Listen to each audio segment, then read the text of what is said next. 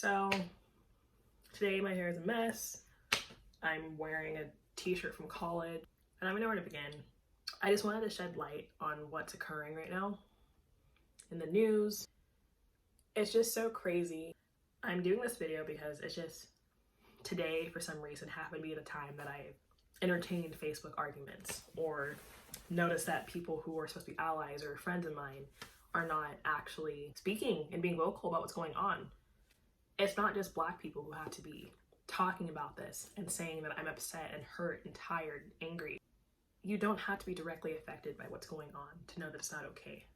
On my Instagram, I'm seeing stories of people sign this protest, donate to this organization because this is going to help Black people, which is I'm all for it. And I've already purchased a shirt that will go to the proceeds. Sorry. I just don't think people are doing enough. How many people have to die before people start to care? I feel like the easiest way for me to talk about each murder that's happened is to thoroughly search it, because at this point I'm getting my dates mixed up. I'm getting the cases, the murders mixed up. The first case I'm going to talk about is Ahmaud. That occurred in February. As we know, it's May. It's damn near June. It took a video, circulation on social media talking about it, for there to be any sort of justice. It took 3 months for anything to happen. It took a man who was following him to show a video that he was wrongfully killed. The man was jogging. Whatever people's excuses, he was Black in the wrong neighborhood. I never seen that man jogging here. Do you see every person who's jogging in your neighborhood? I don't. I'm not staring outside my window. And it's scary because many men before Ahmaud, there's probably men after him who the same thing has happened, but there was no camera to capture it happen. There was no camera to capture what could have happened to them. There's just always those people who want to be on the other side of the argument to create issues. But then what about the men who are in their own backyards getting shot when they were in their own property?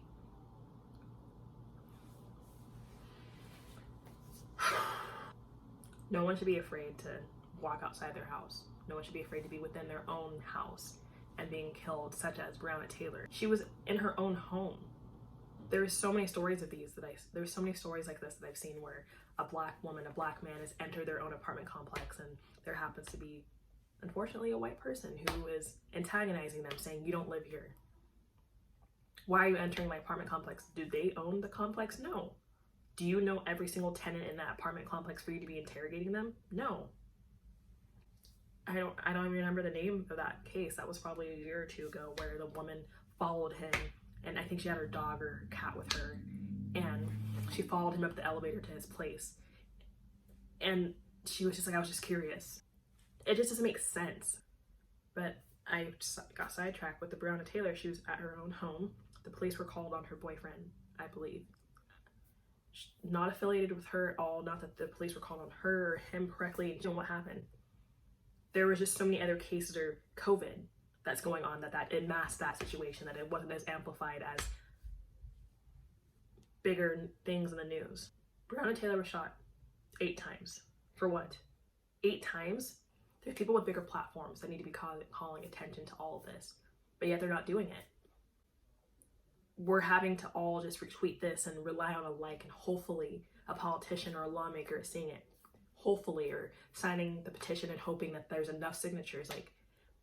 Celebrities, actors, public figures, they are seeing all this that's happening. We're all indoors. We're all forced to look at the news right now.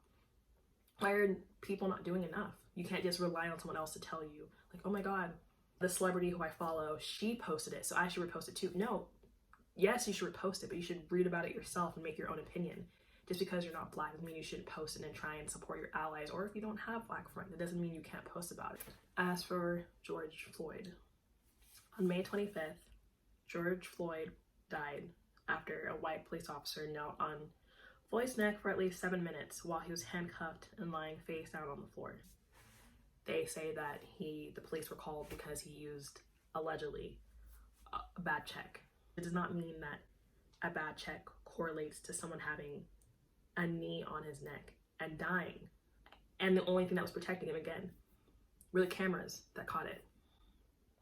The police said he was resisting. Where was the resistance? Again, I don't even think that there should be videos for circulating for us to have to talk about it, but there's just, the videos get so graphic, it's just so hard to watch. It's triggering. He laid there saying he can't breathe, just like Eric Garner did. And now there's protests. Several protests. There was a protest on the 101, people on the freeway in LA. There was the Target protest that happened in Minneapolis. I can't say the city right. Minneapolis?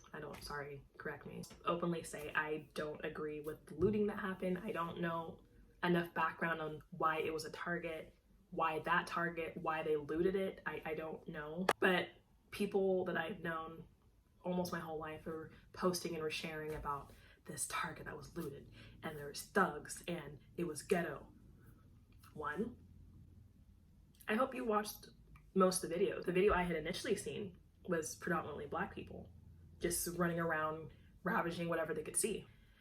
And here's that video. However, there was a video I also saw of a white woman who was running with not essentials. I don't know what lamps? Here we are. So you're sharing this one and saying it's ghetto, but you're saying it's ghetto because Black people are in the video. But what happened with this one white woman? No one's talking about that. And are you even aware of the actual definition of ghetto? You're just saying, oh, that's ghetto. What is ghetto? That they're looting the store? That it's Black people, presumably looting the store? That Black people are in the video? Like, what's ghetto about it? Again, I don't agree with looting. I don't agree with stealing. I don't know if that's the way to go about it. But also, what is the right way to protest? People are saying it was aggressive, they should have stole things. Okay, but when we kneel, you're mad. When we're protesting, just standing there, we're having tear gas thrown at us. But when white people were protesting COVID in their police's faces, nothing happened. I saw no articles about anyone dying, anyone being physically forced down and shoved in. Let me show you a video.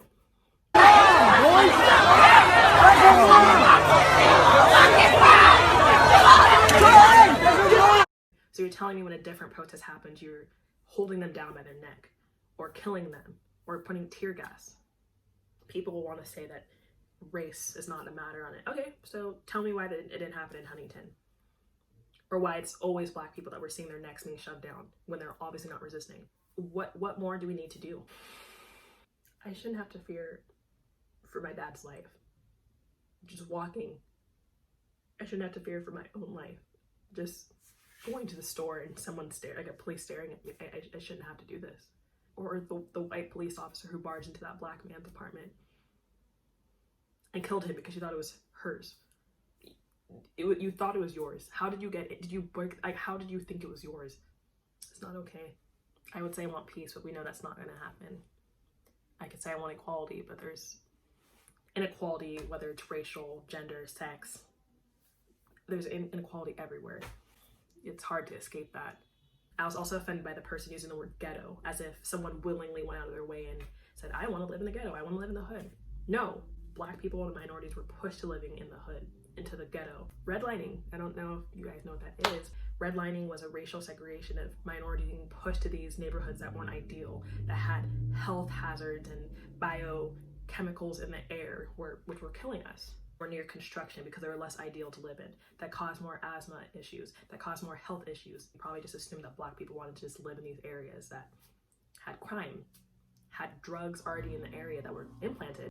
We didn't willingly want to live in these places. They purposely raised the prices in these other places and forced us to live in these areas, in these slums. But I guess some people didn't know that because they don't want to educate themselves. You didn't care that also due to the zip code in the area that they were redlined to live in, that the schools that they were also in that area that they were only allowed to go to probably didn't have the high education, or the teachers didn't care as well. So in this way they're saying that we taught ourselves to learn this, or that Black people don't want to learn, or we were suppressed to have to deal with that lifestyle. And for that I can't say I'm sorry, because you chose to be ignorant and be closed-minded. For my people who actually posted about it and responded to the post that I said and gave attention, chose to not pretend it's not going on. I'm thank you for doing that. I studied this stuff in school. I said this. I got my bachelor's degree in this. I went to a predominantly white elementary school. predominantly white middle school, high school, all of that, even college.